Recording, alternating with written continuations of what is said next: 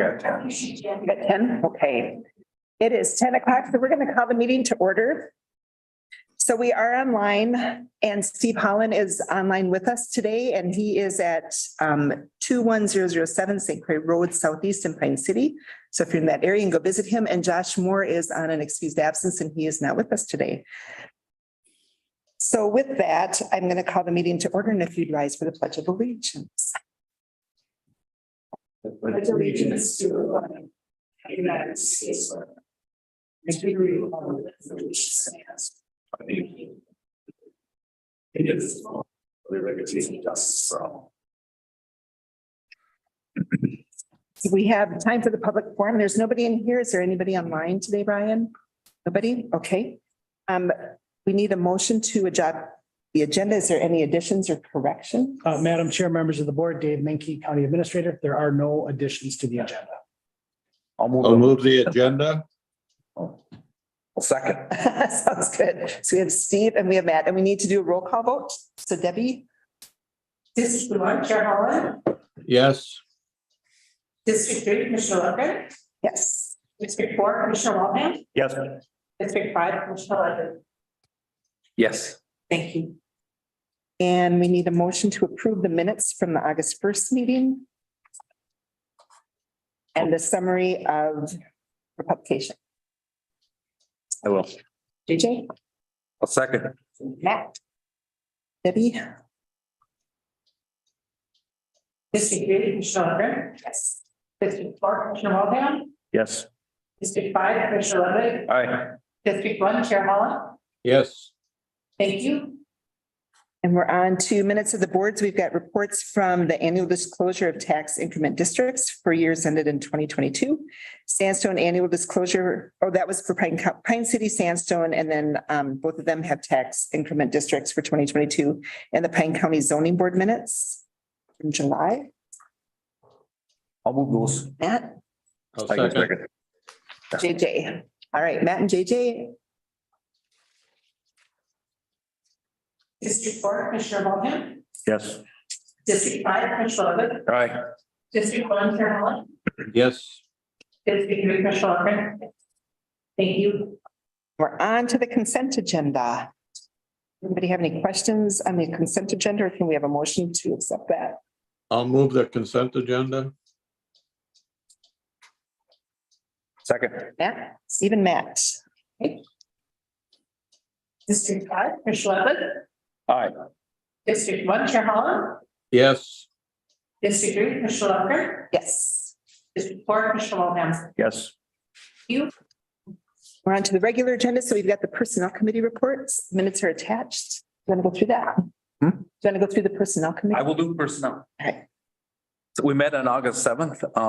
The main chunk of business conducted was, I'm sure you read it, the personnel policy. We added the section 21.2.6 to the county policy manual to prohibit the use of all forms of cannabis at county facilities, including office buildings and grounds, public works buildings, and maintenance shops and grounds, recycling solid waste sites, and all similar county operated grounds and buildings.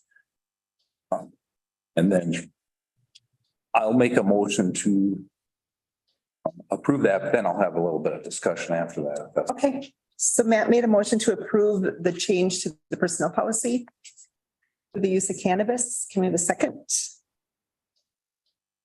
I'll second that. Okay, Steve. Deb, do you want to do a roll call? Sure. District one, Chair Holland. Yes. District three, Commissioner Lundgren. Yes. District four, Commissioner Waltham. Yes. District five, Commissioner Lundgren. Aye. Thank you. And then just follow up, we've been having pretty good success with hiring people, but we still have open positions. And I'm sure you read this, but I want the public to know, we still have 18 open positions. But we have hired or filled 6 positions. Just want to throw that out there too.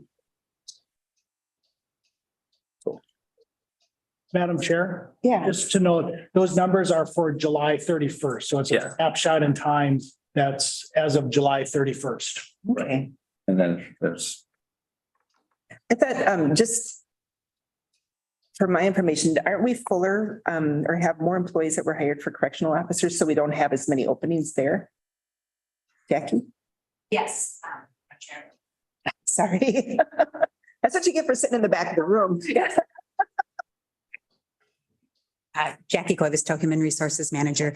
Madam Chair, yes, we are down to 3 full-time openings for corrections officers and 3 part-time. So we are very thrilled about that. That's awesome. So all of the things that we did to get correctional officers in there are working. I believe so. Yes. Awesome. Thank you. Yes, the team has worked very hard. So it is awesome. Thank you. Yes. thanks, Jackie. Did you want to do any more additions? All right. So that was just informational. So we're good with that, right? Okay, so we're on to the 2024 budget discussion. Ellie.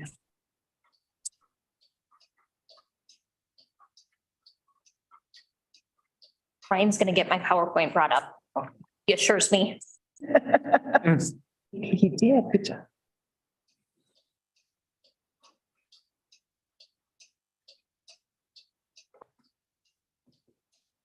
You think?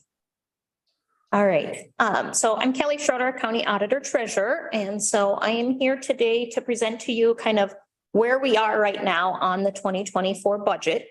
Right now, everyone has submitted their requests of all their hopes and dreams, and we'll kind of go through where we're sitting and what work we have left to do. And then once we're done looking at the county budget as a whole, I will present to you the budgets that I am responsible for in the Auditor Treasurer area. So overall, just a review of the budget process and how we are going to work through this. So at the very top, we're starting today. And then the following next 2 Tuesdays, we do have budget meetings with the departments and some outside entities that will be coming to present budgets to you all. In September, we don't have any specific budget meetings scheduled. However, we have regular board meetings that are, of course, on the calendar where we can discuss the budget. If needed, we can always add budget meetings in September. The key date there, though, is September 30th. We have to have a preliminary budget and levy adopted. And part of that is just a reminder, once we set that preliminary, that's as high as it could be. You can keep it there or you can go down from there for the levy. And then in October, November, depending on how we're sitting, we'll have additional budget meetings and conversations as to what we need to change or do. And then in December, finally, we have our truth and taxation meeting where we present to the public our budget and our levy and how we're going to be using those dollars. And then December 19th is typically that last board meeting in December when you would be adopting the final budget and levy.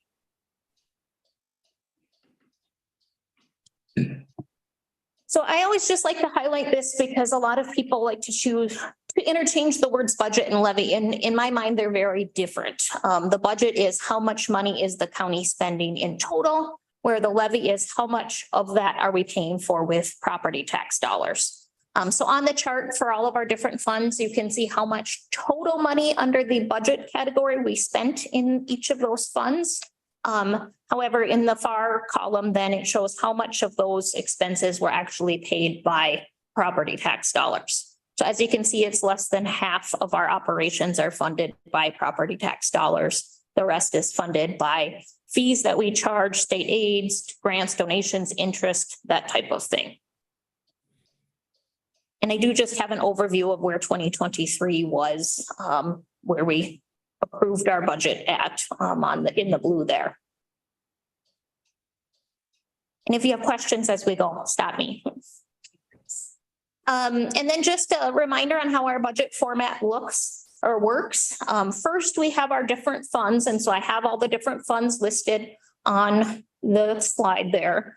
And within the funds then, sometimes there's departments broken down, like in the general fund, there's a lot of departments. You've got all the way from the commissioner's budget to the sheriff's office budget to the attorney. And so those are all separate within the general fund. Some of the other funds, Like HHS only has really 3 departments. Road and Bridge has 4.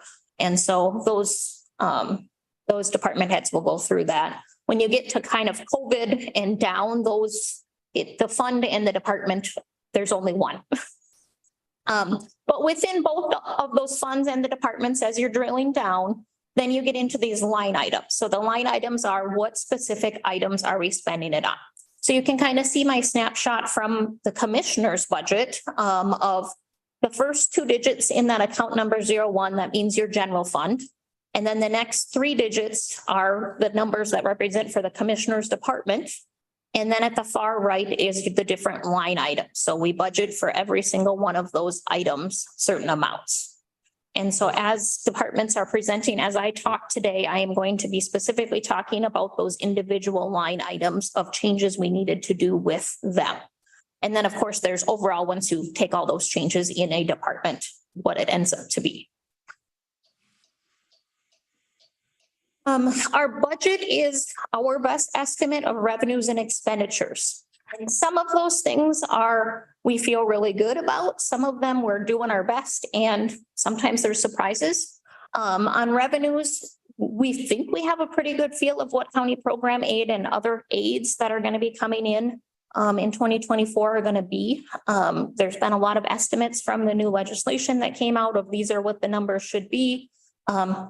We feel pretty good about them, but yet the state can always make changes until that money's in our bank account. And then reimbursements, that's a really big piece of Health and Human Services. And so Becky, I'm sure we'll talk quite a bit about that. But how much we actually get reimbursed for some of those services we provide can really drive a budget.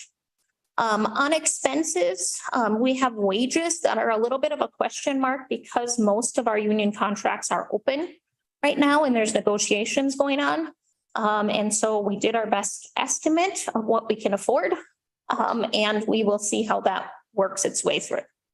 Health insurance, based on where the fund is going and how our claims have been coming in, we have an insurance meeting coming up, so we'll get actual good numbers, but I feel pretty confident in if we did a 10% health insurance increase, we would be sitting okay with how our self-insurance is working. And then legislative changes is not on your slide. And I laugh a little bit about this one because last Thursday, as I finished this presentation, I'm walking by Cassie, our payroll gal's office, and she just got off a webinar from para learning about the new para requirements. And she's like, this is going to cost the county some money. And I'm like, oh no. So para previously, if you needed to pay into para, was looked at as an annual amount. Like if you made so much in a year, you had to pay into para. However, now it's changing to a monthly amount. So if you make more than $425 in a month, like many of our temporary workers who currently don't pay into para, they will now have to pay into para, which means the county has to match that. So, and then after I leave Cassie's office, 10 minutes later, here comes Jackie.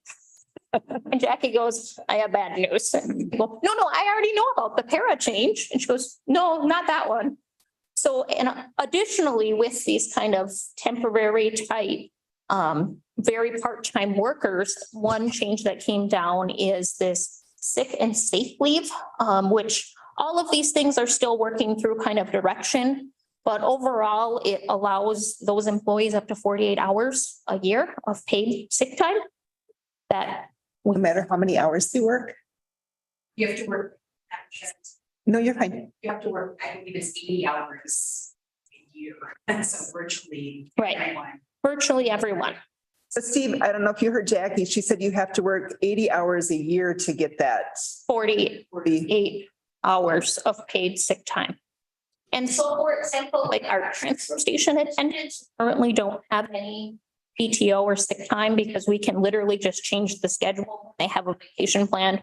Or if they call in sick, sometimes our people will just trade and say, okay, if you work today, I'll work next week for you. And so it's worked very well and they haven't really needed this sick time. Now, really, they're going to have 48 hours more of pay. So, and I'm sure there's going to be some other surprises too. Those were just Thursday's surprises when I'm like, all right, we're going to add legislative changes to this slide. So how many temporary employees do we usually have in a year? So we typically have 4 household hazardous waste attendants. We have 5 aquatic invasive species folks. Depending on the election year, we might have 2 election staff. And then in other departments, I mean, Becky has some that come and go and depending on needs and grants and things. And I think that's kind of the main places that we use those temp workers. So overall, it's not a huge budget breaker. In my mind, it's a huge task to keep track of all that, probably more so. Right. At this point, it's not a huge budget buster, but my Thursday morning last week kind of just proved that when you think you know what happened in the legislation, maybe you don't. Right. So there could be more surprises coming. So like this one, Right. yeah, it's not going to be a huge financial hit. It is going to change the numbers some, but what else is there? And Madam Chair, I think what's interesting on these kinds of changes, and Steve, you make the good point, I think, to align with where Kelly is right now in the presentation. We're looking at everything, small numbers overall, but when you drill down to, does that household hazardous waste site cash flow without levy money or not? It may or may not, right? Because that little bit of money in a $50 million budget is a lot of money in a program that is just eking by on fees. Right. Yeah, and you'll see that as I start to present some of my department budgets. I mean, I've got some where it's a $3,000 change and I'll say, well, that's a 56% increase. And you're going to go, what? And it's because those numbers in the individual budgets are so small. So some of these things can make big impacts. Right. All right, so for 2024, we have some changes, some good changes, some not so good changes. We'll start with the not so good changes, but I think we were all kind of aware of those. In 2023, to balance the budget, we transferred $621,000-ish from ARPA funds to the general fund. And in my mind, that's a one-time fix. You can't keep doing that. And so that was a hole that we right away knew we'd need to plug. And then, of course, we have the changes due to the Hennepin or Tyler versus Hennepin outcome in that we likely will have no tax forfeit land sale revenue. You know, there's so many questions around that of could we maybe still have timber revenues? And so at this point, my thought would be to just levy it at plan for 0. And if we get something, that'll be a nice surprise. But on the positive side, the legislature this year did some good in our revenues. So we have a new public safety aid of $800,000, and you'll see that showing up some throughout my presentation. And of course, Jeff will be talking about it a lot. That's great. It is a one-time deal for 2024 only. And so it helps us meet some of those things that we no longer have, at least for revenues for this year. Additional probation aid of $463,000. That was some hard fought for money that we put a lot of hours into, but it's come to fruition now. Additional county program aid of $408,000, and then PILT also will be increasing. So overall, when you take the bads to the goods, we're going to end up about $1.3 million ahead to start with when we go into the 2024 budget.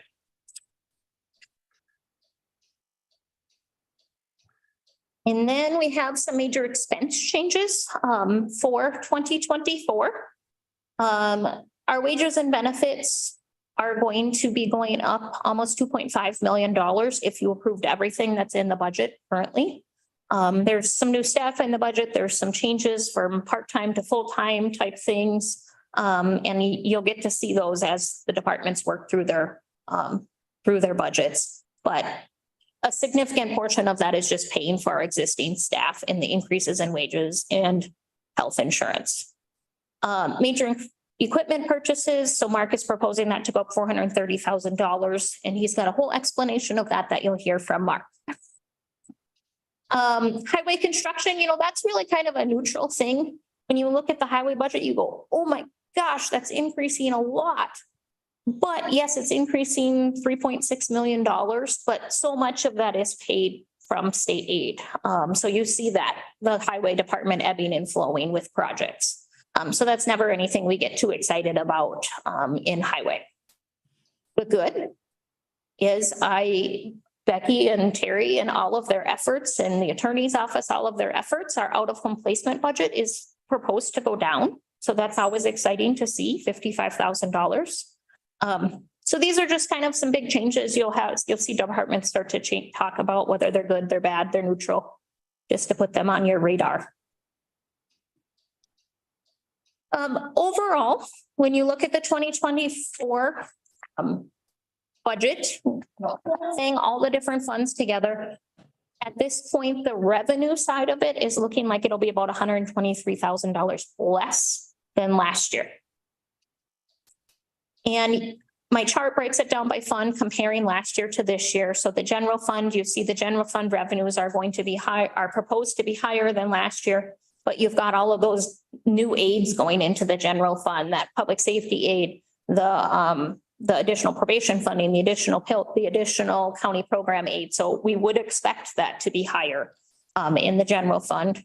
HHS is just slightly up as well. And then road and bridge you will see is down. And really that's just a matter of that ebb and flow of construction and sometimes those payments coming before the year to get them started early and things. Road and Bridge does currently in his proposed budget have a $250,000 tax levy increase, which is included in this revenue number. Nowhere else in the budget is there a levy increase included already. So I just wanted to highlight that if you took that levy increase out, then it would be just right about 16 million and it would look like it's even less between 2023 and 2024. The top 10 non-tax general fund revenues, just to give you an idea of where that money in the general fund comes from. Our biggest revenue in the general fund is that county program aid, and you can see last year versus this year. Same with police aid. You see that giant increase for that one-time police public safety aid there. And then of course, PILT as well. You see that increase, our police contracts, probation aid. Again, you see that big leap from 2023 to 2024. Interest rates are so much better than a year ago when we were setting our budget. And so I feel very comfortable in saying that we will earn a significant amount of money in interest. Just with how I've been able to put investments in that will be locked in our non-callable for several years. We will have a very nice revenue stream from the interest. E911 is flat. The solid waste assessment, you see that going up slightly. So that's a $10 fee on every improved taxable parcel. You just see that going up because there's been new parcels made, splits, flats, that type of thing. And so when I do that, I rerun the number of how many parcels will this apply to? So it's not that, right? So it's not that because you all would have to change it through a public hearing from $10. And so it hasn't changed from that $10. It's just that there's more parcels that we're levying it against. Penalties and interest remaining stable, and then assessor contracts going down. And I will touch on that when we get to the assessor budget. Expenses, and so my chart shows the three major funds. So as you can see, for general fund and HHS, they're going up as expected. Road and bridge is going down.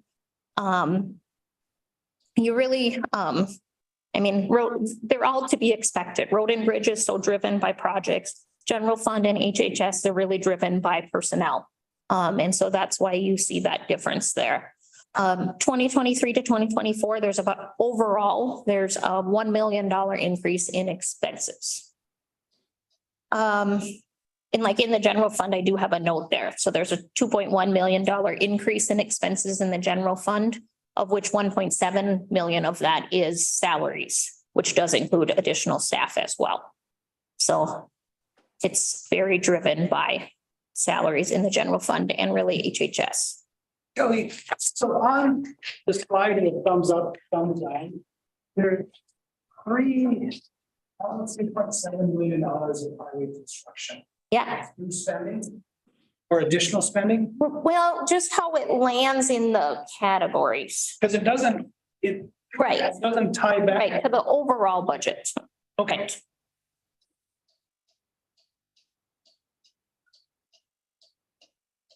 So just to show the top 10 non-debt expenditures. So of course, our number one expense is salaries and benefits. And so you can see how much that's changing from 2023 to 2024. Our road and bridge construction,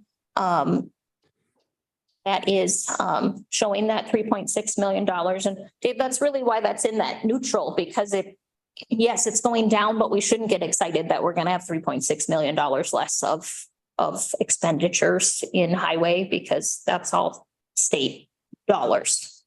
Out of home placements is our third top expenditure overall. Major equipment purchases. And again, on that table, you can see 2023 to what's proposed for 2024. Our medical services in our jail, with computer agreements, library, food and beverage in the jail, our utilities, and then equipment repair services in the highway department. So that's, if you look at overall big chunks of money, where does our money go? There's a lot of little things after that, of course, when you add this up, you're not anywhere close to the $54 million total, but this is the big chunks.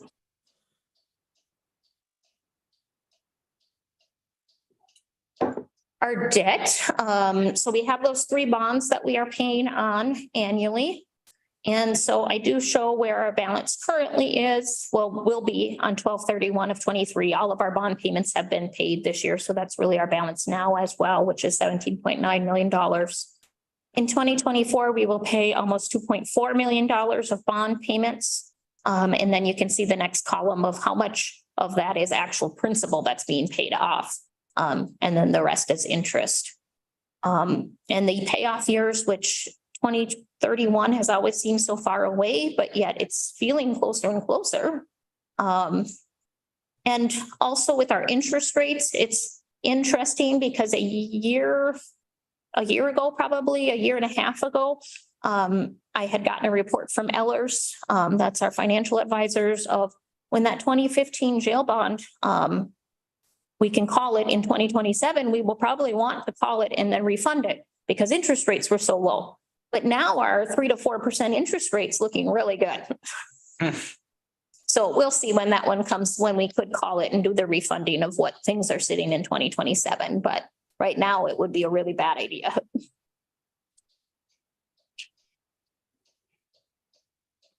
Kelly, can you go back? Can you go back once? There you go.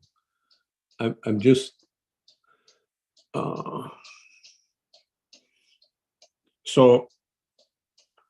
So if we look at the yearly amount that we pay in interest, and we subtract the half of 400,000 that we're going to make in interest, that lowers our interest payment by considerable percentage points. If you look at it that way, yes. Yeah. So we made pretty good money. Not made money, but we saved money by really just because of what the economy has done. Right. So then when we put the entire budget together, our revenue and our expenditures, currently our expenditures exceed our revenue by $1.1 million. You can kind of see where those are off a little bit when you look at those major funds. So like the general fund, for example, your revenue exceeds your expenditures by like $800,000. HHS is slightly off. Road and bridges is balanced, but there is that $250,000 extra revenue in road and bridge right now for that tax levy increase. And so these are the major funds. Of course, there's other funds like our debt funds and our election fund and things, but these are where the big dollars go and where we're sitting.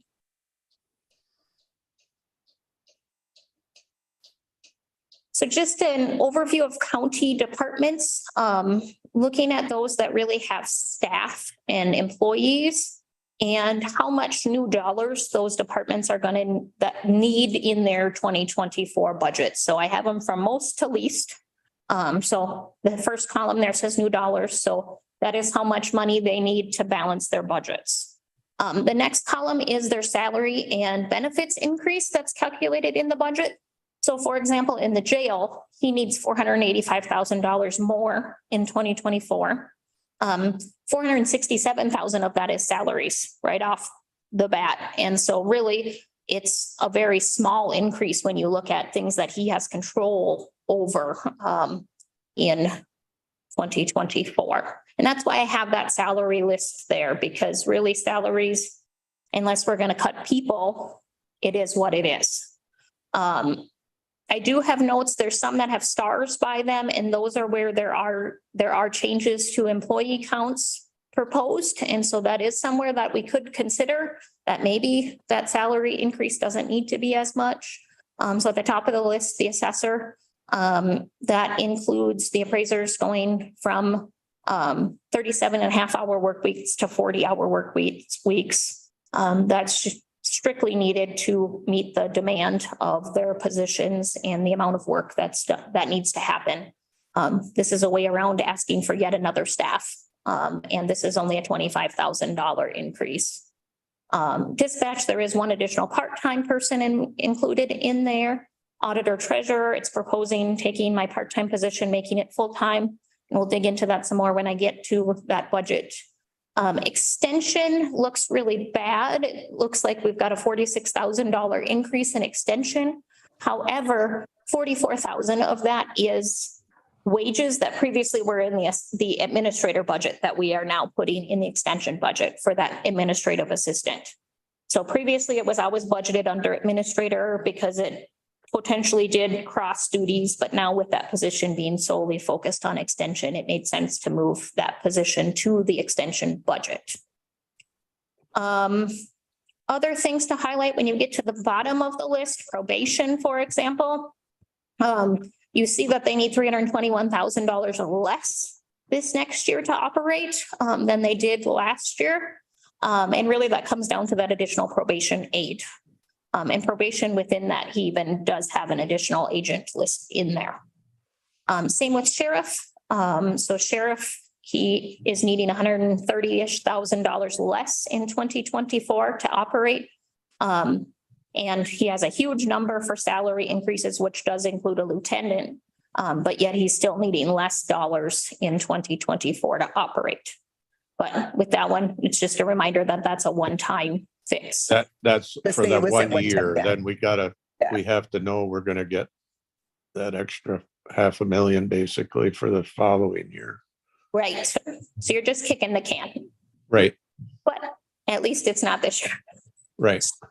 So when you say less money, it's less levy money needed. It's not less spending on the bottom line. Right. So it's new money that's needed from what we previously. This slide used to say new levy dollars, but then I struggle a little bit with that because like county program aid helps to offset some of this and our interest helps offset some of this. So I didn't want to call it completely new tax dollars that are needed. Just to like probation's budget is not going down. Right. 300. Yeah. They have this new revenue that takes up some of their expenses. You listed the revenue earlier. Right. Yeah, so if you write that earlier chart, it really ties back to what you see on the bottom of this chart with sheriff and probation getting that new aid. Right.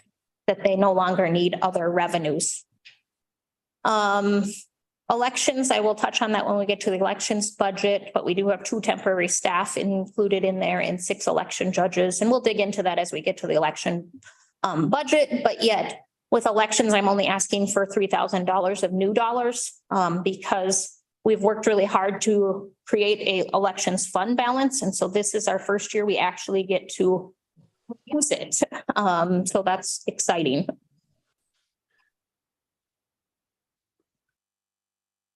So if we called her done today, we just, all right, we're good to go.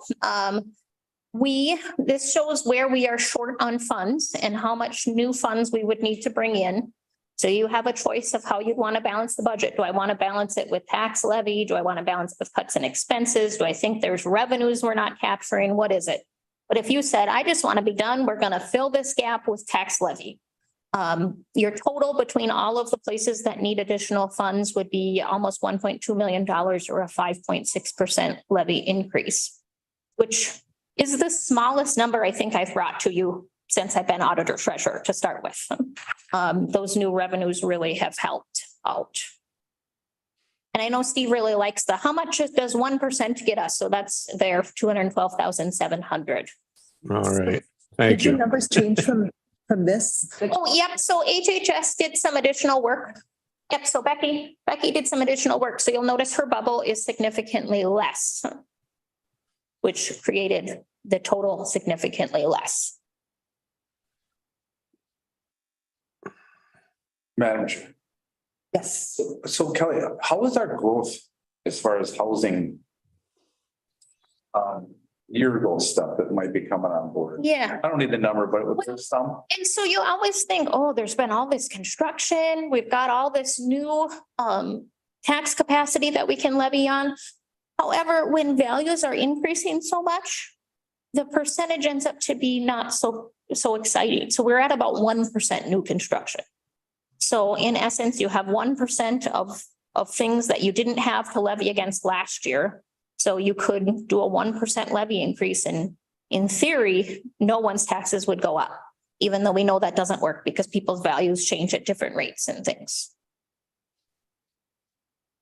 Thank you. Yeah. Just a history of our levy.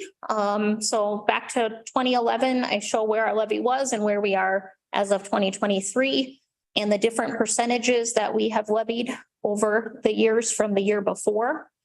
You can see in 2011, we were sitting in a really rough place with our unrestricted general fund balance. And so we had a couple more years there where we luckily did add to the fund balance, however, we're very flat. But that $801,000 really got there because there were many years before that were also at 0% and they were spending fund balance. So starting in 2014, I think the board has been very cognizant of we need to grow this fund balance. We need to be ready for when there's a catastrophe and we can actually respond to it. And so you can see as the years have gone on, we had some years of some significant levy increases, but we are sitting in a much better place with our general fund unrestricted balance. In 2022. Yeah, so I looked and we had a lot of departments that were slightly over. We had a lot of departments that were slightly under, and those all kind of washed. The two big ones that ended up to be over were our courthouse utilities, which the price of our natural gas went insane. And so that was about 100,000 of that. And then sheriff's office salaries is about 300,000 of that.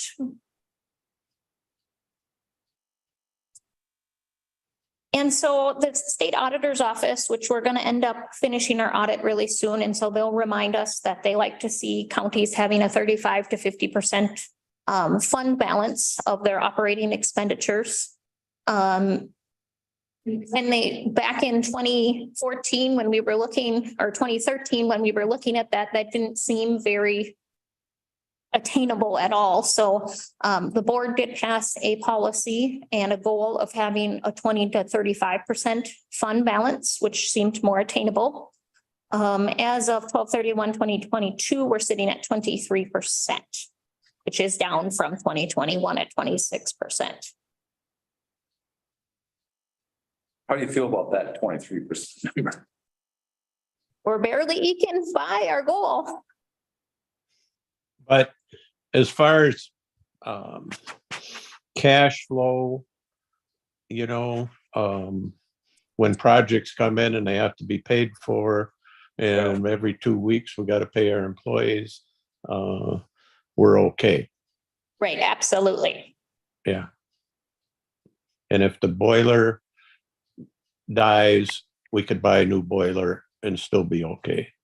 Right. Yeah. I think there's a balance we have to recognize. I mean, it's like we don't need to be a bank, but people expect that we're going to be fiscally sound enough to take care of our own troubles if something does happen. Yeah, so do you remember, Mr. or Steve? When we set that goal of the 20 to 35, I remember that. I Discussion, but remember that. I don't remember if we were made a hard bottom on 20%, you know? Well, and it's a goal. I Yeah, think it was a goal that, at the time we set it, it almost seemed unobtainable. I mean, really, because where were we then, Kelly? We were at Yeah. 6%. At 6%. So to go from 6% to 20% seemed to be like, how is that ever going to happen? We can't hardly make ends meet now. But we were diligent and we just budgeted for it and we held to it. And we've got there. I would certainly feel more comfortable with a 25% at the end when everything is done than 22.5%. yes, But it's still a lot of money in our checkbook because the percentage, I mean, the dollar amount has to keep going up to keep pace with our increase in our budgets. yeah, So, you know, yeah. I don't know what the perfect number is, Matt. I think we all have our own comfort zone. I think we really have to rely on staff with Kelly and David and the people that crunch all the numbers for us to make sure that they feel comfortable. That's just, You know, that's kind of where I'm to going. meet the needs that we have, and we have to listen to them. Yeah, everything costs more, so it, Yeah, I think, you know, if we remember back when Mark gave his presentation of highway and he's asking for a $250,000 increase in his levy. And, you know, they buy the same amount of parts that they always have. Virtually the same amount of parts. And that number has just doubled in the last 5-6 years. So we can't ignore that. It's I mean, we need parts to keep that machinery running.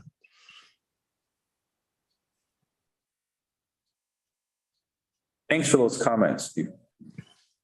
Another piece of the fund balance that I wanted to highlight are restricted funds. So that fund balance we were talking about on this sheet is literally our unrestricted funds that we can spend on government services that we need to spend it on.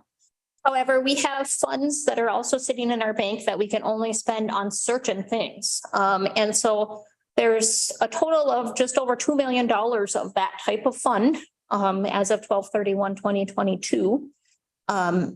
And you can see the major ones listed here.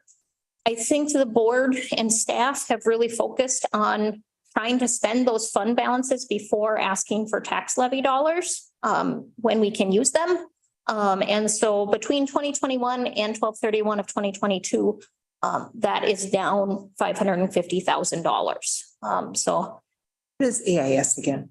aquatic invasive species. And what is the across? McPhee. Yeah, That's the home visiting. okay, Becky's going to talk about that. okay. Thank you.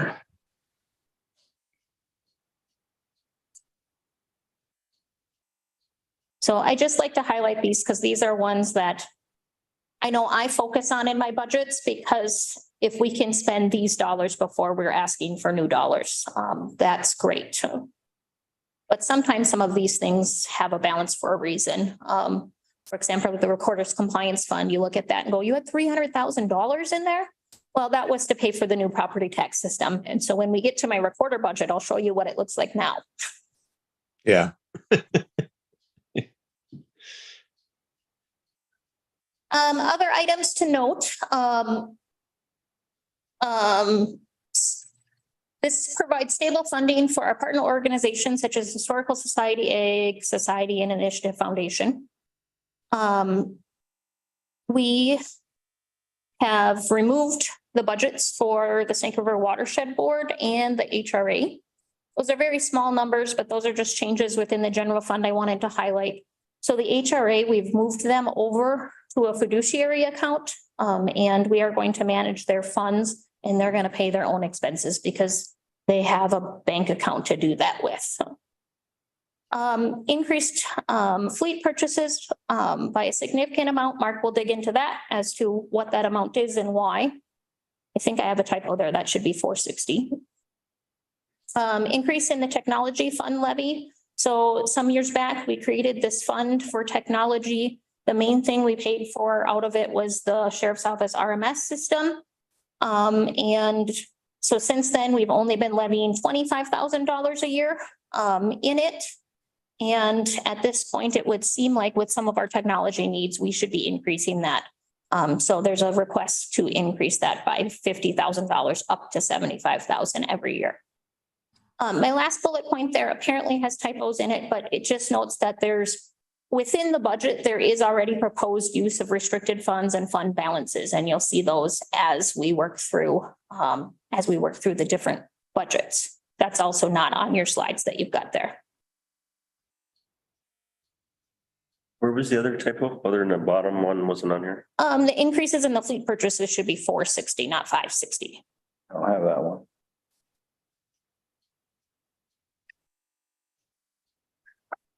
Oh, I can go back. 50 on the bottom for restricted funds. That is not the right number. I don't have that number.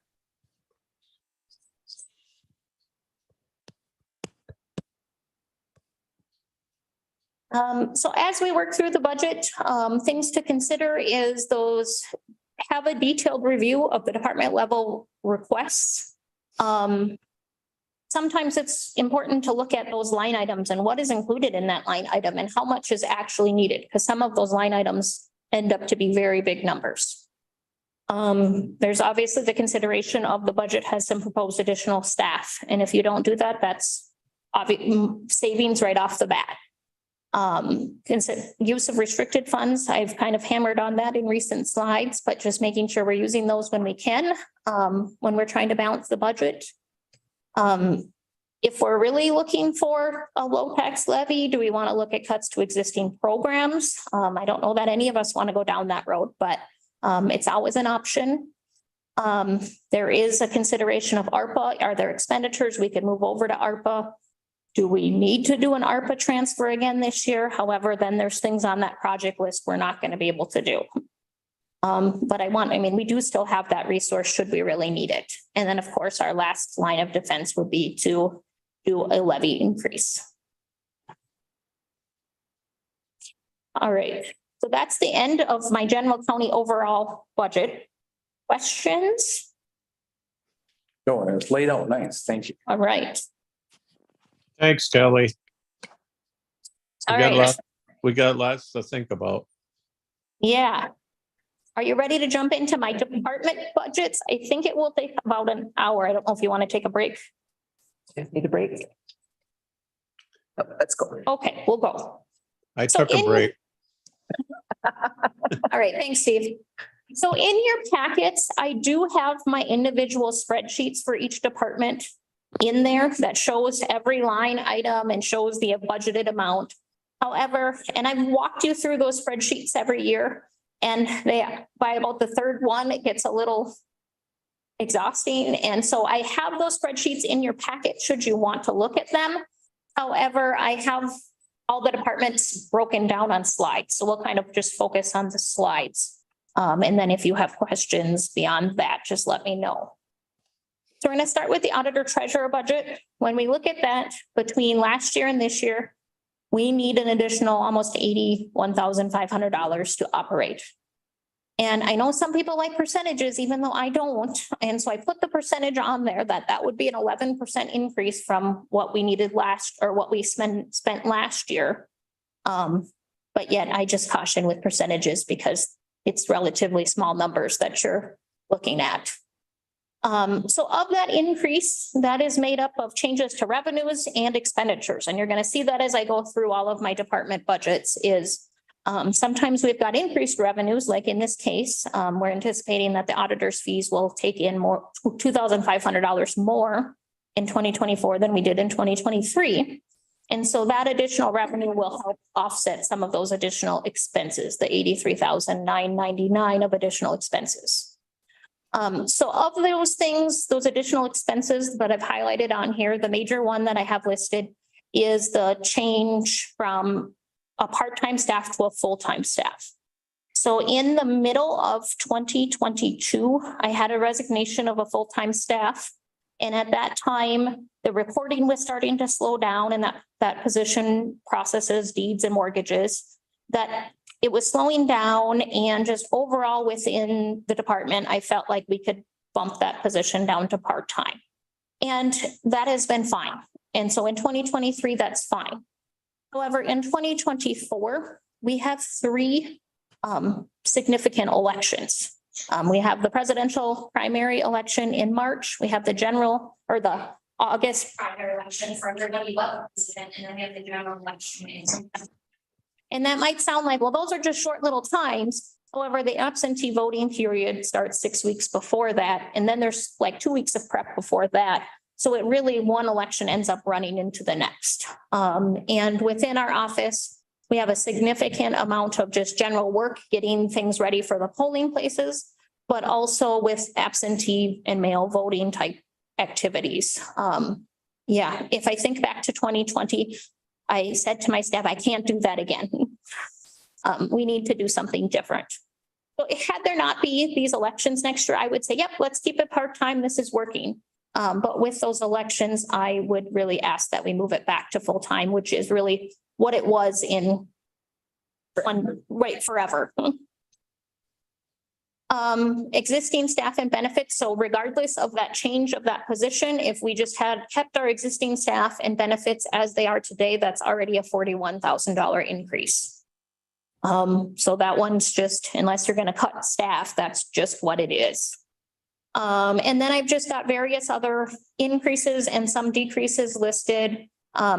Postage is kind of a painful thing. So the majority of our postage budget comes from when we mail out the property tax statements. And it is just, even though postage, it seems like, oh, it only goes up 2 cents. Well, when you're sending 24,000 envelopes out, that 2 cents and adds up fast. And so postage increasing, our advertising, legals and subscriptions. So our big advertising we do is the delinquent tax list. And that's literally about $30,000 a year. And just, we've seen the length of the list makes it more expensive, and just overall costs are more expensive with that advertising. Our independent auditing, so that is through the state auditor's office. And really, when I look at the historical expenditures, we've been under budgeting in that line item for what it's costing us. So that's really just bringing it to what we've already been spending. Copier, we got a new copier. The lease on it is slightly more than the old one. So that's that increase.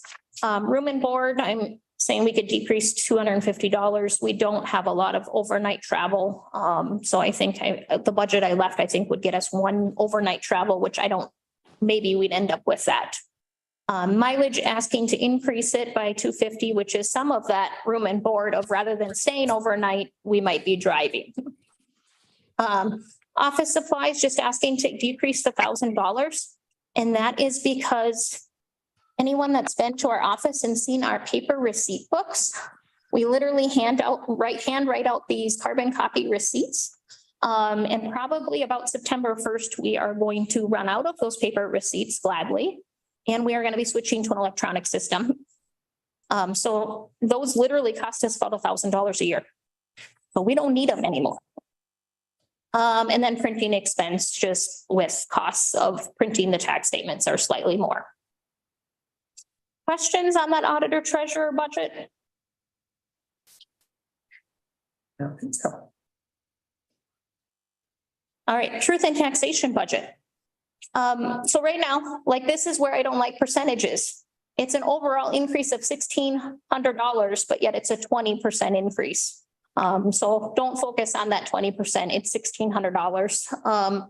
And the big change in the truth and taxation is that supplemental piece that had to go with the truth and taxation notices. So last year, when you had your truth and taxation notice, it was a regular one. And then there was this other page behind it that the legislature required us to do. And it broke down like all of our entire budget, the school's budgets, the city's budgets, and it literally doubled the cost of printing. And And it increased postage too, because then you're having some envelopes that should have, people who could have only gotten one envelope, but now they had to get two because there was too much in that one. So these increases are based on that. However, last week after I put this together, then I got a positive note on a legislative change that they decided this year it can actually go on the back of the truth and taxation notice. So it's not going to be a second page. So I think I will end up revising these numbers a little bit, but it's $1,600. That was one good piece of legislation. But There's some craziness that it has to be on one, to have separate sheets, which is Right. that they state, it just makes no sense. right, so now they said we can put it on the back, Yeah. which is great. We thought we were going to get calls from people on it last year, and I think we got one. Mostly, I think people looked at it and thought, I don't know what that is. Yeah. Aquatic invasive species budget, so that's that AIS, Terry. So that is a completely grant funded program. And so our revenues aren't going to change. That comes from the state through the grant, through the legislative appropriation. So that stays very stable from year to year. Typically, we just budget our expenses to match those revenues. So next year, our salaries are going to go up $527. So in order to balance out, we're going to spend $527 less in program expense. So I have a question going back to the 48 hours. So I have sick time now if I'm an aquatics Yeah, species person. So if I decide not to use any of that time, I don't call in sick or anything, they don't automatically get an additional 48 hours, correct? It's only if, well, they can keep accruing up to 80 hours. It can Or like carry over from year to year. but it does not have a cash value. Okay, okay, Yeah. okay. Thanks. So AIS also, if we don't spend all of our revenues in a given year, they add to a restricted fund balance, which you saw back on that slide. So I have a history of what that fund balance has been year to year. So you can see since 2020, we've actually been spending more each year than what new dollars we've been bringing in. And in usually January, February of every year, Caleb will bring to you the AIS plan for the year and show you, this is what we'd like to spend the dollars on. And this is how much reserves we're going to end up using, or this is how much we're going to add to the reserves. Those projects, the big parts of that program is treatment on certain lakes through lake associations that they do for like milfoil and curly leaf. So this is an easy budget because it's grant funded. It has a nice fund balance, and you will review it again in the winter. Yeah, it really helps the lake associations too. Right. Recorder budget. So overall, there is a $45,000, almost $46,000 increase from last year that we're going to need. Which again, my percentages, that's a 47% increase, which looks terrible. But we'll walk through what that really is. So recording fees, our number of recordings in general is significantly down. It's about half of what it was. And so with that, we're going to be taking in less dollars of recording fees. So I'm estimating we're going to lose about we'll have about $25,000 less in revenue next year. And then our expenses are going to change slightly as well. Our existing staff wages and benefits will be increasing $21,000, and that is what it is unless we wanted to make changes there. And then we just have minor changes on other items, some minuses and some pluses. But even though you look at, the expenses are only going up $20,000, but then we have $25,000 less of revenue to pay for those expenditures. So that's how you get that overall increase now of $45,000. Kelly, Yeah, Steve here, are there recent trends like in the last couple of months that there is more activity going on, or is it mostly, I know we did a lot of recordings because people refinanced like crazy. they're not Yeah. refinancing anymore at 7 No. something percent. Right, but people still need to borrow money and stuff. Right. So there's just a norm. Are we back to the Old normal numbers? We're probably back to the pre-COVID numbers. Okay, In the recorder's office, we also have those two significant restricted funds. So the recorder compliance fund, that's $10 on every single document that's recorded goes in this compliance fund. And it can be used for the assessor's office, the recorder's office, and the auditor treasurer office to make sure for anything property related, really. And so I have a historical balance showing. I have really my kind of budget that I do for that fund, that restricted fund, to show you where that's going to be. So like I said, 12/31/2022, we had almost $300,000. However, with paying for that new property tax system and other expenditures that are planned, I'm thinking by the end of 2023, we'll be at about $69,000. And by the end of 2024, it'll be pretty stable with essentially spending what we bring in 2024.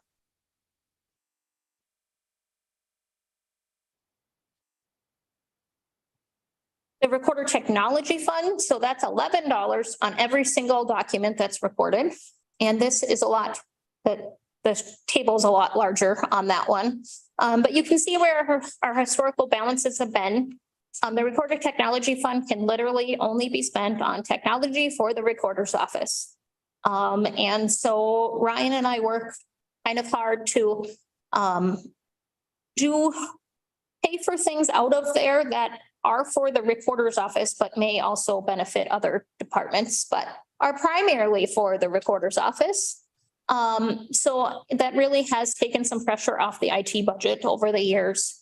As you can kind of see, like in 2023, we did the electric upgrade to the uninterruptible power system out of there. Because if the recorder's office were down, that would not work for our local title companies and attorneys, and it would make a whole sector of business just stop if the recorder's office was down. So like that, we paid for it out of the technology fund. So you can kind of see the things that we pay out of there. It's a whole big list. So it's kind of hard to look at.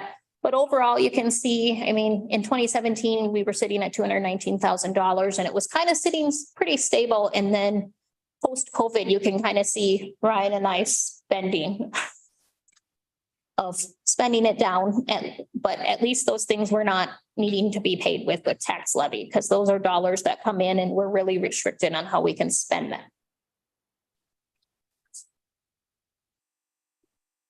Questions on that? All right, assessor budget. So when we were looking at the top 10 revenues in the general fund, one of the things that showed was that the assessor's office was going significantly down. And yes, in 2024, their revenues are going to be down about $30,000. But that's expected in that our contracts with those townships and cities literally decrease $1 a year. So for 2024, there's $25,000 worth of revenue that is just contracted to go away. And that was our intention. That was our plan. How many townships or cities do we still have that are doing local assessors? One. Okay, good. Yeah. And then we also picked up a new jurisdiction. So while those others are going down, we picked a new one up that helps bring in some additional revenue. So that's $4,881. And actually on Friday, then we picked up another one. So this number's outdated. We got Mission Creek on Friday. Okay.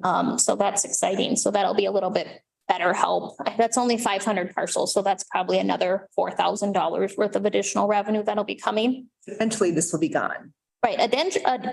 Eventually, I think it was the board's intention for it to just be gone. And really, that's how most counties operate in the true county assessor system, and they don't charge their jurisdictions. Either way, it's property tax dollars. It's just whose pocket are they coming out of, the township, cities, or the counties? Kelly, what is the per parcel charge? So they vary by township based on commercial property breakdown and residential breakdown and bare land breakdown. So it's hard. It's somewhere. So like the new jurisdiction that we brought it on at $8 a parcel. But some of the ones that have been with us for a while and have seen that decrease, I think we've got Clover down at $4 a parcel. Thank you. Yeah.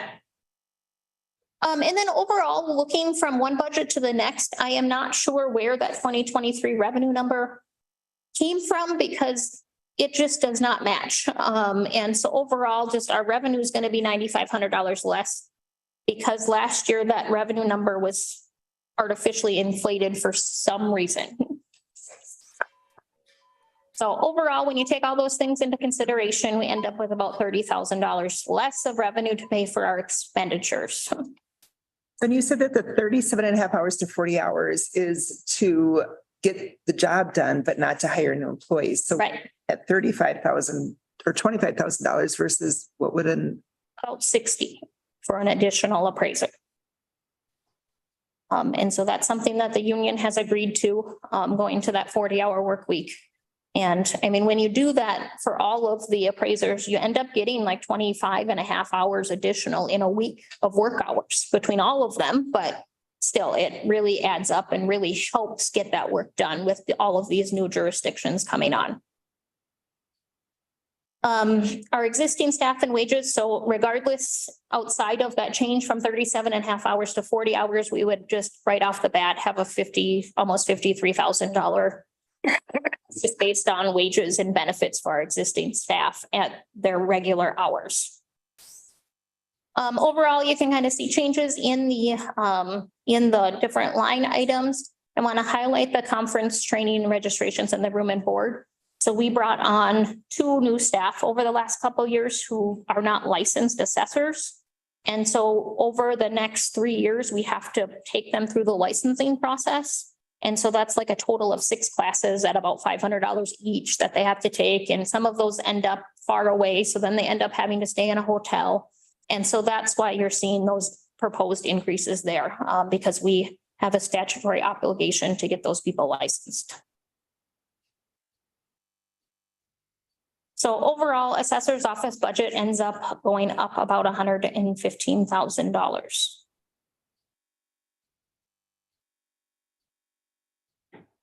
Zoning. So zoning overall increase about from last year to this year is $25,000. In our revenues, we're proposing to be down about $4,000. We have a new septic special assessment that came on, so that was a new revenue. But then we had a couple of decreases in our state aid amounts. And the state aid amounts are a little bit goofy because our regular grants are what they are from year to year. However, the one that changes is our low income septic grant. And so I just sent in the application last week for 2024. So we don't know how much we're going to get there, but whatever we get in money from there, we spend. So it ends up to be neutral. Refunds and reimbursements, I am saying it will go down about $2,500.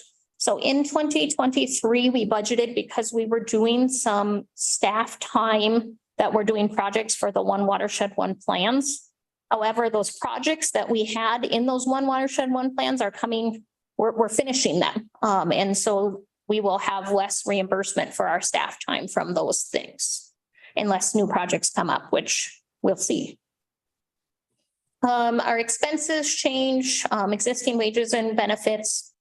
So that's no new staff, nothing changing. That's $19,500 right off the bat. And then just like changes to mileage and office supplies. All right. Solid waste gets a little busy. So the solid waste budget needs $40,000 new between 2024 and 2023, which again, I don't like percentages because that's a 57% difference between last year and this year. So last year we needed about $40,000. This year we need about $80,000. So it's very small numbers. In the solid waste budget, we have revenues that will be increasing from 2023 to 2024 that will help offset some of those increased costs.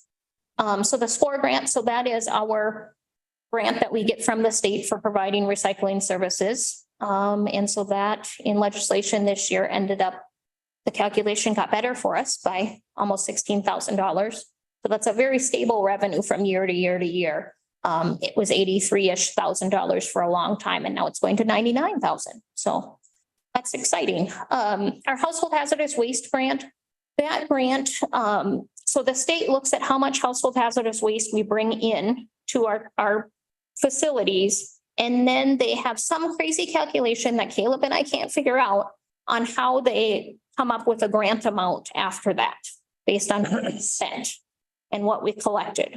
In looking at past years, so for 2023, I knew this was going to be our first year that we had the Willow River one open. And so I had kind of just doubled the amount from last year, but it doesn't appear that's what's going to happen, even though we have two and probably taking in about double. So just thinking to bring that down just $2,000. Fees for service between the transfer stations, we're thinking we'll end up bringing in about an additional $6,000 just based on volume of people going in there. And then I already spoke about that solid waste assessment in that revenue is increasing. It's not that you guys did anything. It's just that new parcels were made from splits and plats and things like that, or mobile homes that came. On the expenditure side, it is a whole busy list, but things to highlight is we've got our existing staff wages and benefits. So this isn't proposing anybody new. This is just paying for what we currently have, which part of all of our zoning office salaries are paid out of here because they all do a little bit solid waste too. But then we have our 5 transfer station attendants, and then 4 household hazardous waste seasonal folks too that are paid out of here. So that's a total of $22,500. I should highlight the bond payment because that's something different that you don't see in any of the other budgets. So when we did that refunding of the courthouse bond in 2020, part of that bond was used to pay for the HHW and Willow River. Apparently, state statute says when bond funds are used for solid waste operations, the solid waste operations have to pay that portion of the bond. So every single year since we started paying on that bond, you've seen this transfer outline in the solid waste budget. And that's literally the portion of that 2020 bond that solid waste is paying. So this year it's going down $472.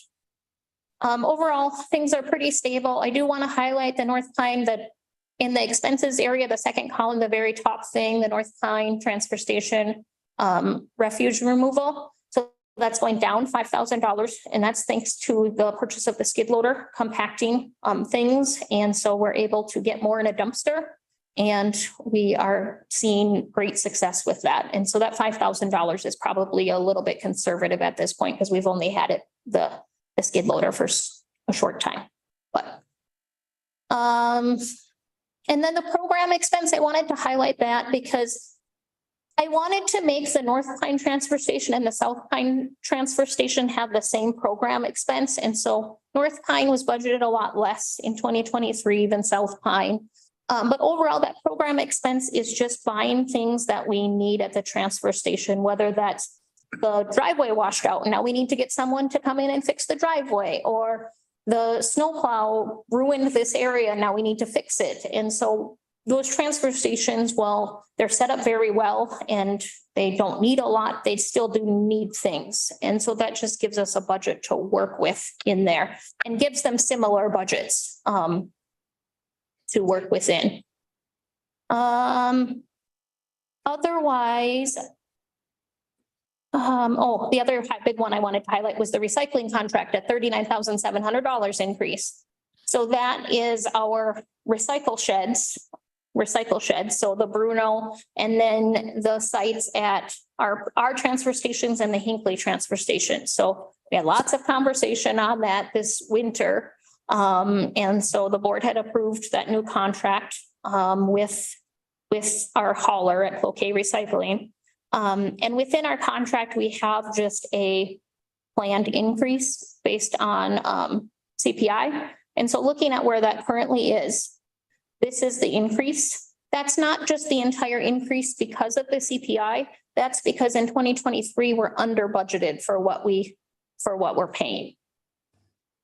So the increase because of the CPI was only about 5,000 of that. Questions on that?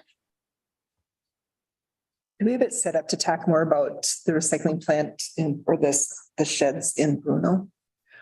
I mean, Caleb had talked about things that we could do to make it so we didn't get so much garbage, like the lighting systems or. Right, yeah, and we're chipping away at those things. Okay.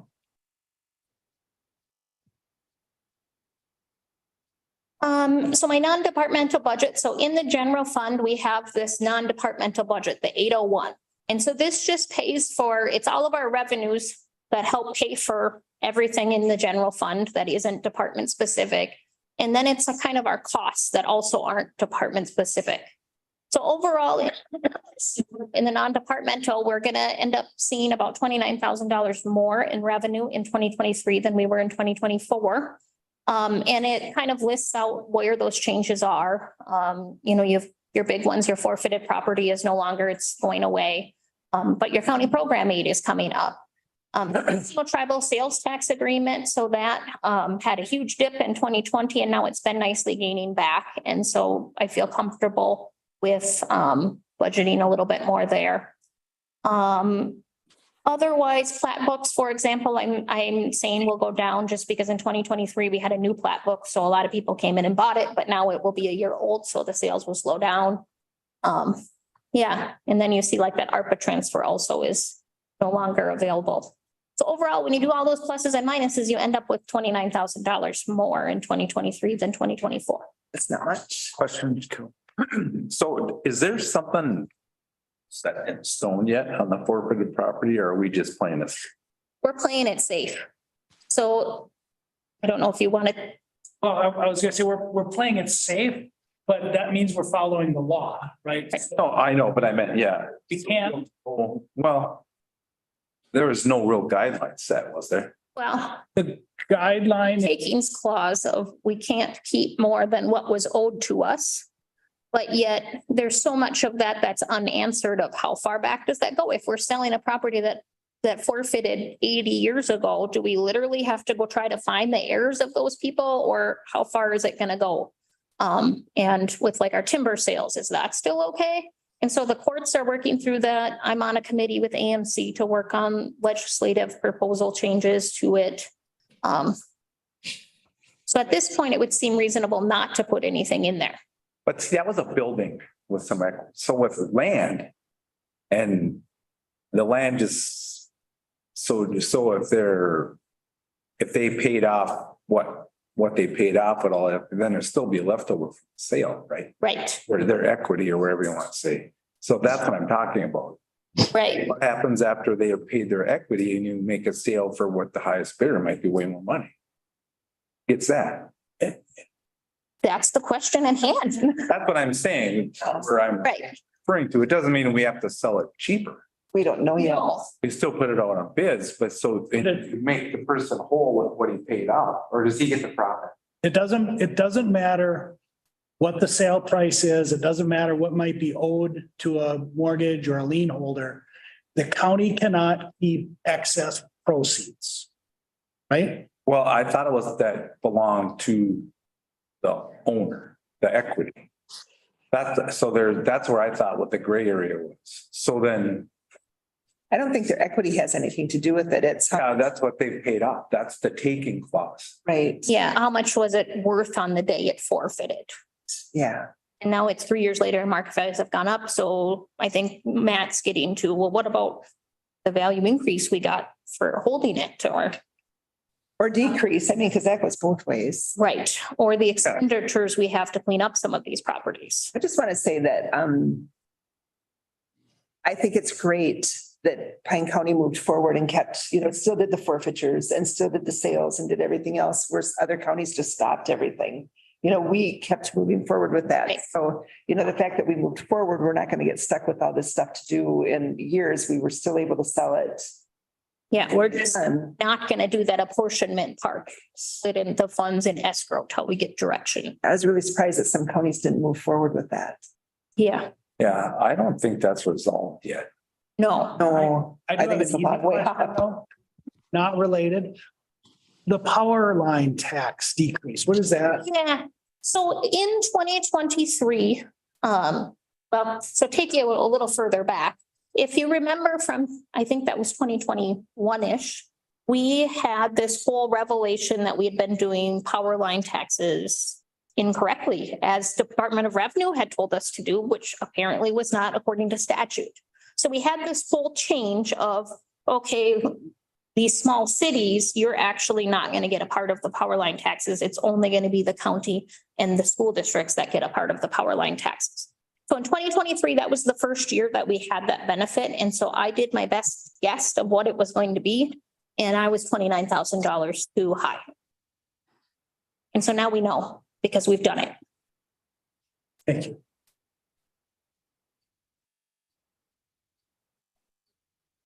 All right, so on the non-departmental budget, there are some expenses as well that go through that non-departmental budget just because it's not specific to any department. So the county pays a share of certain retirees' health insurance, and that has seen a significant increase due to some workers' comp type retirements and disability things. We're having to pay some significant health insurance towards some of those folks who are no longer with us. So that no longer work for us. And so we've seen a significant increase there. Our workers' comp costs are just going up because it is. Our AMC and NACO dues is going up, but it's not really going up. So previously our AMC dues were split between the general fund, highway, and HHS. And we kind of came to the realization that maybe that doesn't make sense. Why not just pay it out of the general fund? So that's what that is just paying that entire AMC dues out of the general fund. Automobile insurance. So this is kind of a goofy thing. So every year MCIT does a review of your changes during the year of vehicles you took off, vehicles you put on, and then they give you this aggregate amount of how much more you owe us or how much we owe you. And so this has been happening over the last couple of years, and it's generally always cost us something. And so we pay it out of the 801 because we're not going to go through and go, well, that was $4 to the sheriff's office and $12 here. So we've just been paying it out of the non-departmental fund. But yeah, we've never budgeted for it. So it would make sense to budget for it. And then the tax abatement is going down $5,500. So previously we had the tax abatement on the clinic here in Sandstone. And so we had to budget $7,000 for that every year, in that they got $7,000 back from the county taxes every year. That was done last year. So now moving forward, we actually have the new one coming on of the apartments in Pine City. Timber Pines. No, One's by the the village. ones by the village. What is it called? Leslie? The village apartments. Okay, So it's the village apartments. And so our tax abatement on that one, so on the clinic, it was kind of nice because it was just a flat $7,000 a year. On the village apartments, I like it because we get to keep some of the new taxes it generates, but it's just 95% of the new taxes it generates. So for 2024, the building is like only 30% done. So that's only like $2,000 of tax abatement they're going to get back. So the nursing home in Pine City, are they looking at doing an abatement to that? Did it pass? Is it going to be part of the college initiative? Yes, they are pursuing both abatement and TIF for that. And I don't know that they are at the point where they are ready to come to the county. The county can make a decision on abatement or not. If they do TIF, the city can decide that, and then the county just gets the information. So it is in the works. So the city did approve that they can use it for. I know there was. There's I believe they gave them the go-ahead, Terry. Okay, good. But I think the details, like a TIF district or something, are still in the works. Well, I'm glad that they're moving forward with that. They need that house. Yeah. Well, we're turning away students because we don't have anywhere for them to, Right. that's a bad thing. Yeah. Good. Thank you. So overall, in the non-departmental budget, you've got revenues going up, but you've got expenses going up. So the net difference between those is about $20,000. So that kind of is the catch-all at the end of the budget. Moving into my next budget, which was the land fund, which I left towards the end of when I was working on budgets, because I was like, I don't know what to do. So what I did was, in general, I moved forward like normal. However, I removed that tax forfeit land sale portion. So in the revenues, I am changing that by $258,000. Again, these are all just such unknowns, but the land fund has it has never used any levy dollars. It has its own fund balance. So it's a little okay that there's a kind of a big question mark there somewhat. Because I am hopeful that we're at least going to be able to recoup our administrative costs. So revenues, I'm taking some of those away. Expenditures, so our existing staff, not proposing any changes, but that just goes up 14,800 based on wages and health insurance. And then we have a few other changes. Of course, we get down to the bottom of that apportionment to other, we're still going to have a land sale. And so I was struggling a little bit with, what do I do? Because right now we have this line that says apportionment to other, which is our apportionment out to the townships and cities. And then we have this line that says intergovernmental payments, which is our transfer to the general fund. And so it made sense to me to, okay, get rid of the general fund payment. But I left some in the apportionment to others because really those others could be the property owners that got forfeited. So I just wanted to account for that since we will still be having a land sale.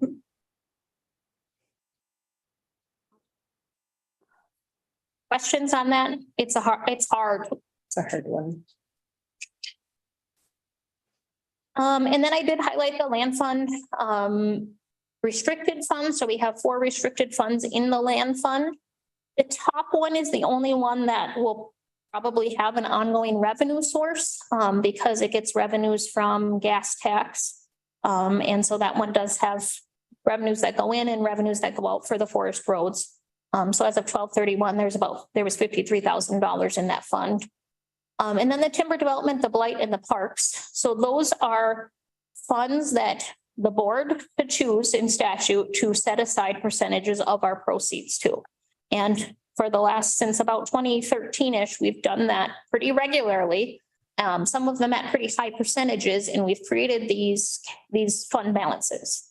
Because of the Tyler versus Hennepin decision, we likely are not going to be able to put any money into these funds. So these funds are what they are. And they will just get spent. So right now in the budget, I've just budgeted them out at 0 because we're just going to end up spending fund balance should we spend money out of that.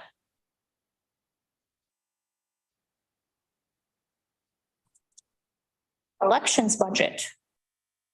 So I have a highlight of a proposed levy increase by $3,000. The levy in the elections budget has kind of gone up and then gone back down. I think at the proposed level should be where we could go year after year after year and be able to not have those highs and lows. So previously, before we did this election fund, in election year, you'd have this really high cost. And then in a non-election year, you'd have this really low cost. And so we've worked now for several years to levy an amount every single year to make it level. And then in that election year, spend fund balance. So in 2019, we thought we were going to be adding to the fund balance. However, then we had 4 special elections and we got no fund balance. So 2021, our non-election year, was our first year we finally got to add to the fund balance. And so now after 2023, we do have a balance down at the bottom. I note as of 6/30/23, we had a fund balance of 76,700. And that doesn't include second half tax settlements for this year. So we'll have a balance close to 100,000 by the end of the year. So with that, in the elections budget, I'm asking for that $3,000 levy increase. There is this new grant we're getting from the legislature called the voter account grant. It's a whopping $7,800, of which 25% we have to allocate out between the townships and cities. So that's going to be great.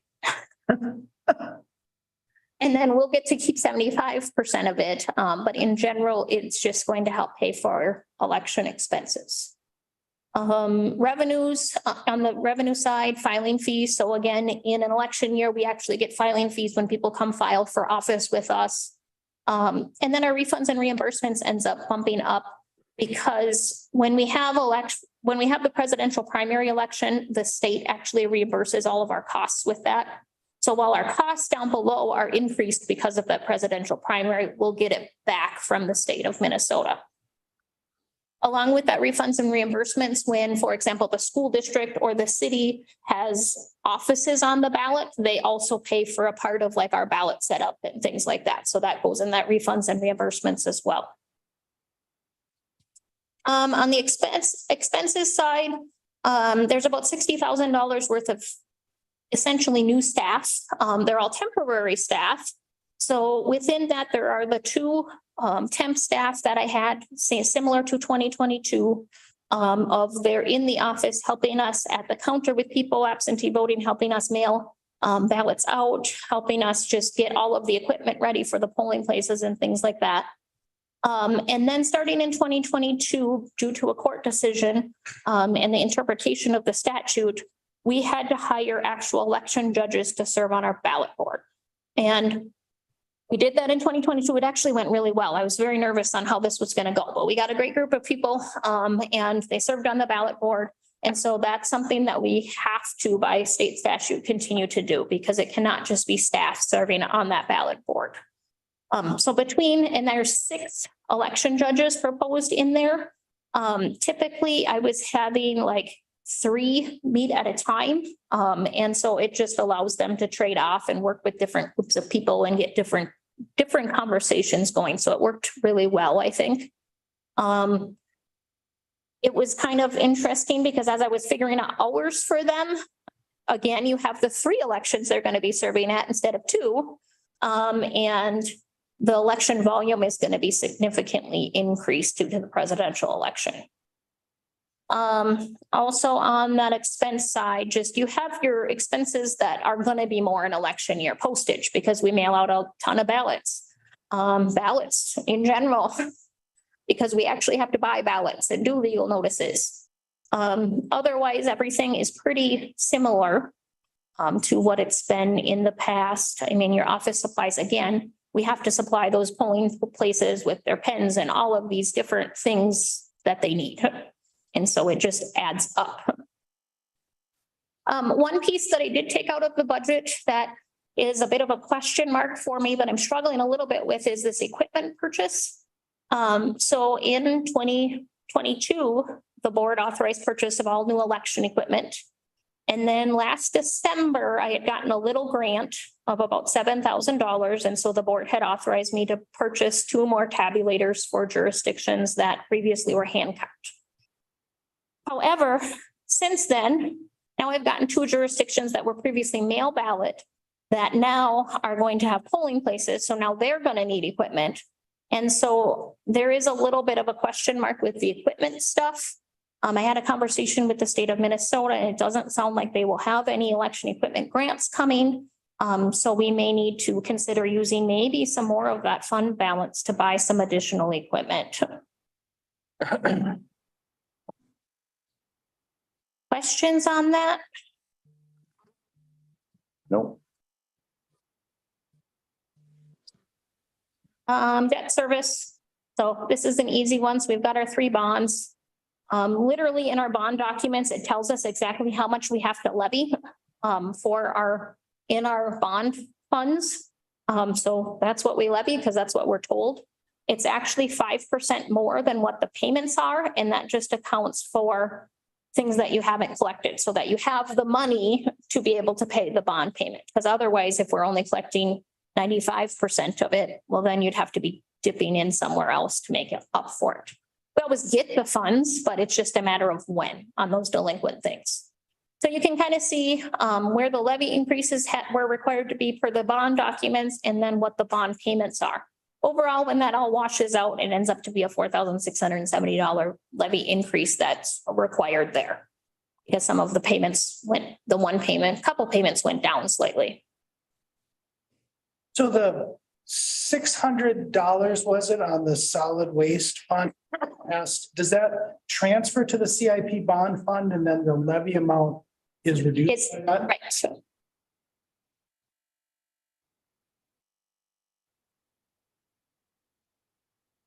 So when we look at the overall picture of everything we've just talked about over the last hour-ish, where we're at is, so the new items that we have in the budget, that if you needed to get rid of something, I guess it would be these new items probably, is that auditor treasurer staff going from part-time to full-time, which is about a $30,000 change.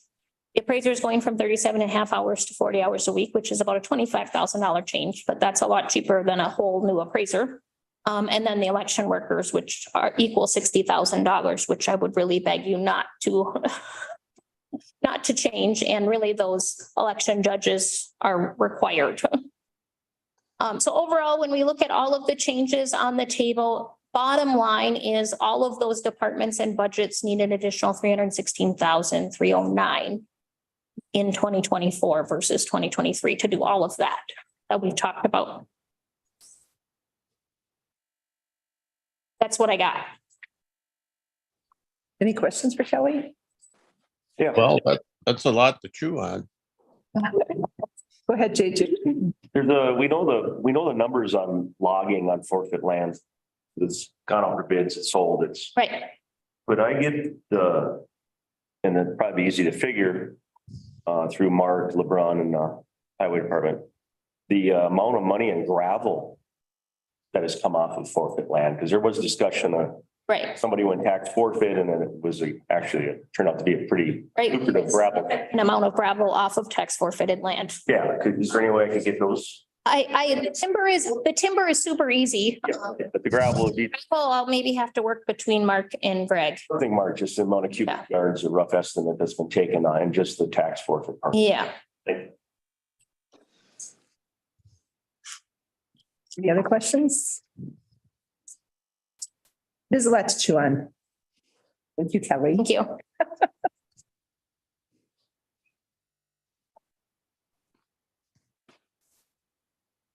I do, thank you. So we're on to commissioner updates.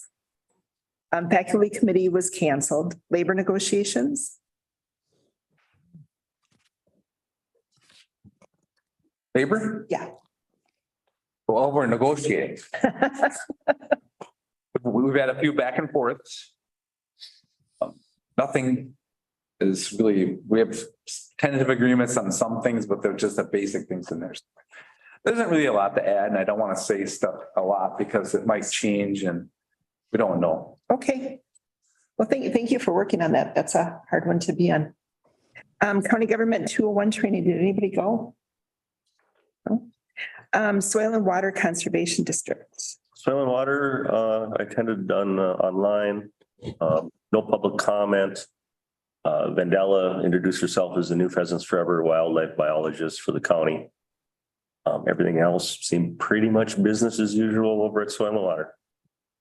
We Okay. got the minutes, draft minutes, in case anybody wants to read through everything. JJ, can I add one thing? I know in my neighborhood, they're having a farm tour day type of thing on Thursday, the 17th at the Hinsey Farm just south of Pine City to highlight some projects that have been done and on that farm that are just a real joint collaboration between the Lower St. Croix watershed, Pine County Soil and Water, and NRCS. And I'm really happy to see that collaboration work that's done, and there's some really neat projects they've been doing. And it'll be I think it's like an open house, and they'll have people explaining what's going on. You get a hamburger and hot dog or whatever. Anyway. Any lawn chairs? If, I said, bring your lawn chairs. bring your lawn chair, yeah. I think bring that's your on the own lawn. packet. Yeah, Do you have a date and a time for anything for that? For yeah. Anybody it's- that's listening? It's for Thursday from 4 to 7 at the Hinsey Farm. There'll be signs on Highway 61. It's a mile south of this high school in Pine City. Thank you. Steve. Thanks, Steve. Kettle River. Yes.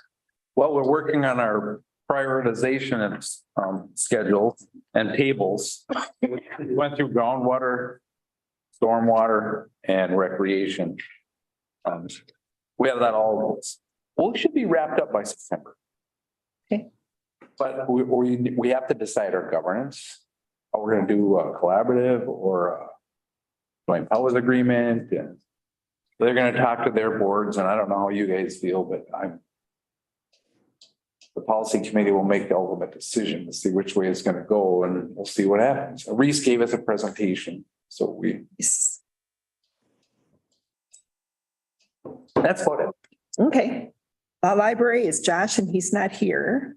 East Central Solid Waste Commission. We did have a meeting. I called into that yesterday. I think the permitting for our new cell is on track. There doesn't seem to be any hangups there. I think the interesting thing is there was a thunderstorm that came through, severe weather, I believe on Friday afternoon, and it bullseyed on the landfill west of Mora.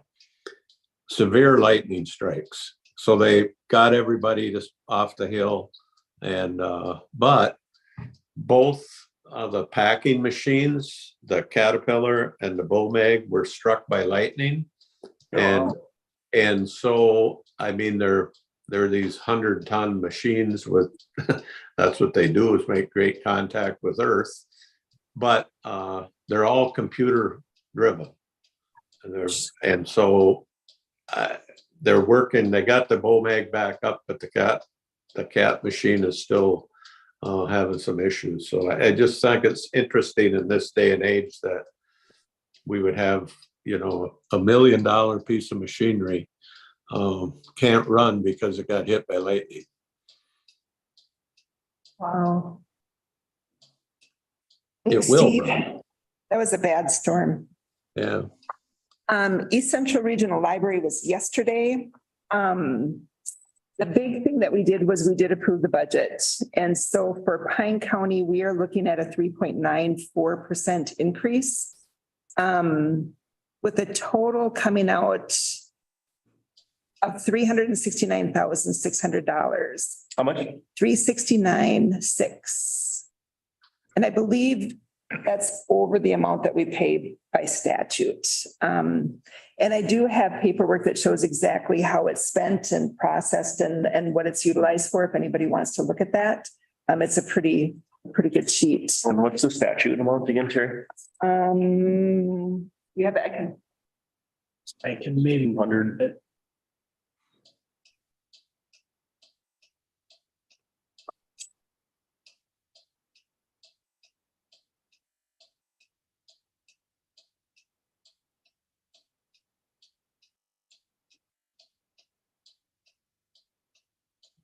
so, while David's looking that number up, 56, 645, isn't it, Dave?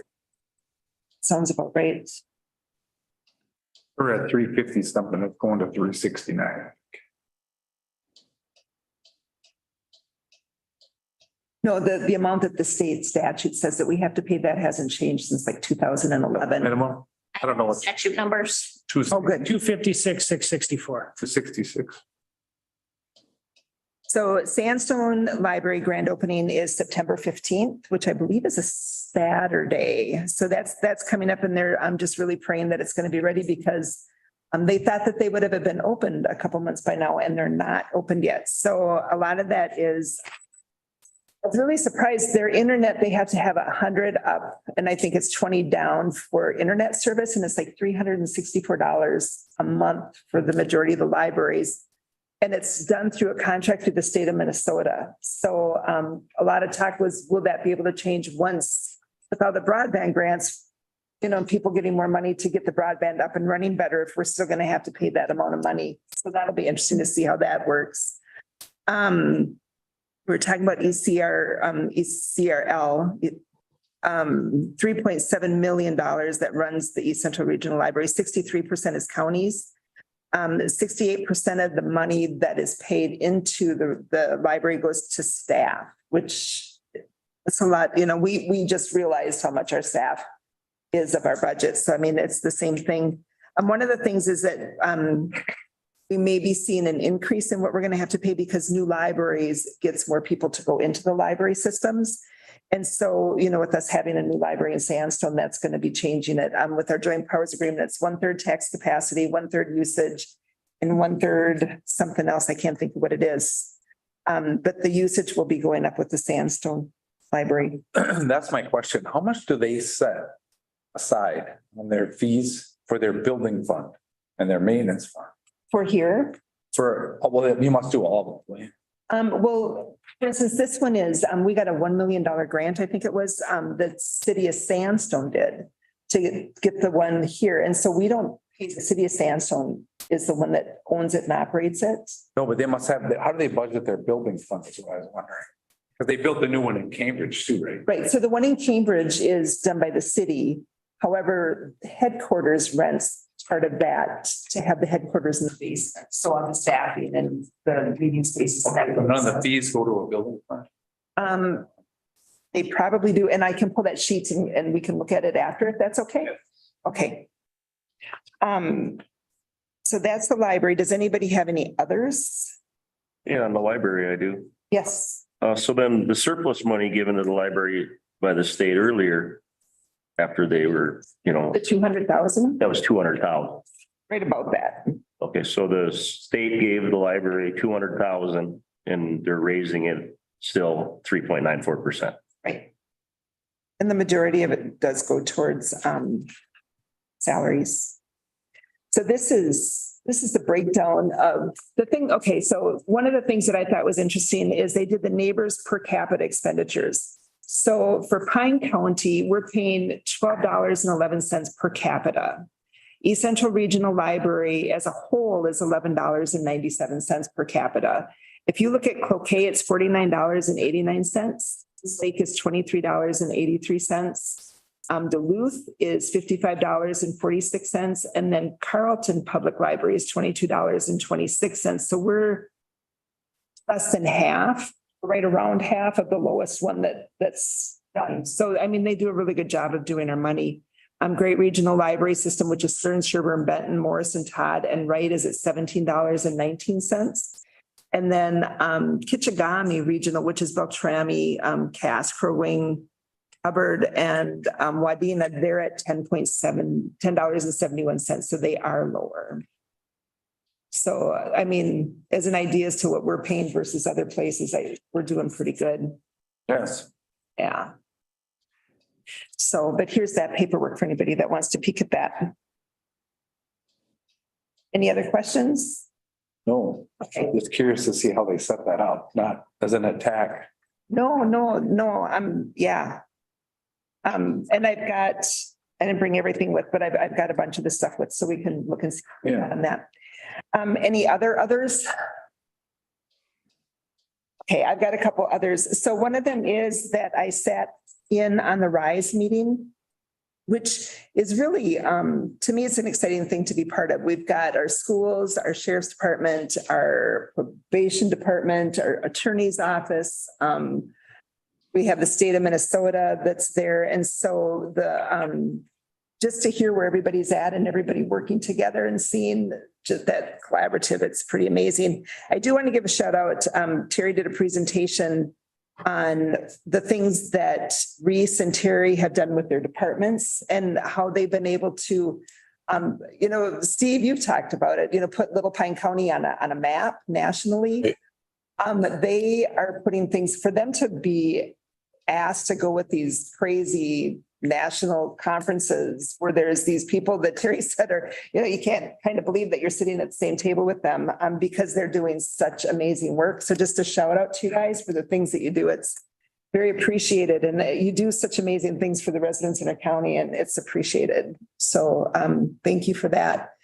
The JDAI is transferring to the Justice to the Metro. And I didn't even get the whole name of what it's going to be. Metro State Education, I believe, is what it's going to be now. So, and we had talked before about how we'll be able to maybe get some more grants through there. And they're just excited to work with Pine County, which is always fun to do too. And then I spent a couple of days in Duluth with the Central Minnesota Jobs and Training and just learned how we can work better. And there's a program that one of the speakers was talking about that they meet monthly it's 7-on-7. And it's working together to find out how we can get employees or what works better.